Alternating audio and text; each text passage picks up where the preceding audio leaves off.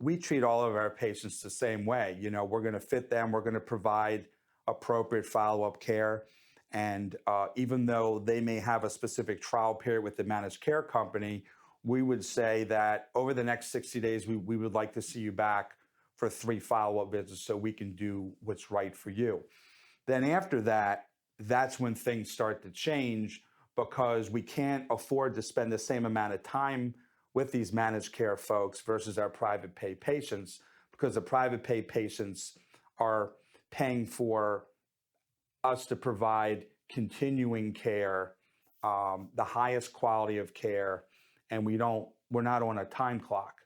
Yeah. So with these Advantage plans, I also have to specify where New Jersey Medicare Advantage plans are different state to state, but in your experience, you really just don't have the time or the incentive to do all the follow-up care that you want to do. Yeah. So what's happening is a managed care plan will basically say, we're going to pay you a fee to fit our subscribers with hearing aids. Interestingly, over the past 4 or 5 years, the amount of money that they're paying us is becoming less and less and less, which has forced us to drop at least 60 to 70% of the managed care plans that are out there, because in the long run, we're losing money. Okay. And it's not in the best interest of the patient for us to try to cut corners here, here, and here. And at the same time, we feel really bad if we have a patient that we've been seeing for a while that has a managed care plan that we don't even accept anymore.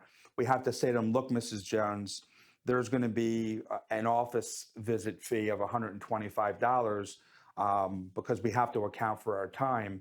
And in the past, we weren't accounting for our time because the third party was dictating to us what we can and cannot do. So the third parties that are dictating to us what we can or cannot do, we've just dropped those plans because the quality of care is just terrible. Yeah. And we only deal with a few of the managed care companies whereby, in my opinion, the patient, we can select from many, many, many different manufacturers, different types of hearing aids, so we're not restricted to a limited menu. That's to the patient's advantage up front because they are saving money up front. In the long run, they're probably not saving money, but in the short run, they're definitely saving money. Gotcha. So it's one of those things where you have these third-party companies potentially not even in the same state trying to dictate what you think is best as a doctor. So it just doesn't make sense in any capacity. Right, exactly. So what are some other issues that your practices face? I know we talked about, unable to dictate the kind of care you want and the hearing aids. I'm really curious about the whole payment thing. You're saying year after year, you just get less and less money from these companies. Right. So typically, the fitting fee may range anywhere from, let's say, $500 to maybe $1,400. That's the range, okay? And the top end used to be really $1,500 that they would pay us if we fit someone with 2 hearing aids and we followed them up, and for the next year, everything was included for a year or 3 follow-up visits. But now they're reducing the cost. They've reduced it from $1,500 all the way down to like $1,000. Okay, so we're losing $500 to see this patient for a year. Okay, and then they would dictate that after a year we could only charge their subscribers $25 for an office visit or something ridiculous like that, and we would just be losing money if we accepted their terms. So we just dropped them. And to be honest with you, I don't even know where they go, but whoever is seeing these people are not providing them with best practices. They can't be because they're losing money.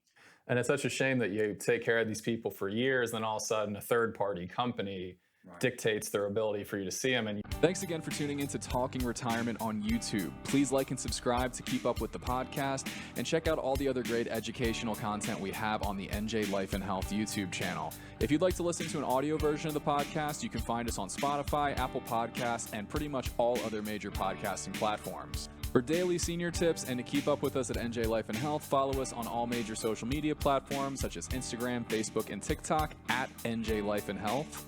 And of course, if you'd like someone in your corner to help you with Medicare and life insurance, we would love to talk to you.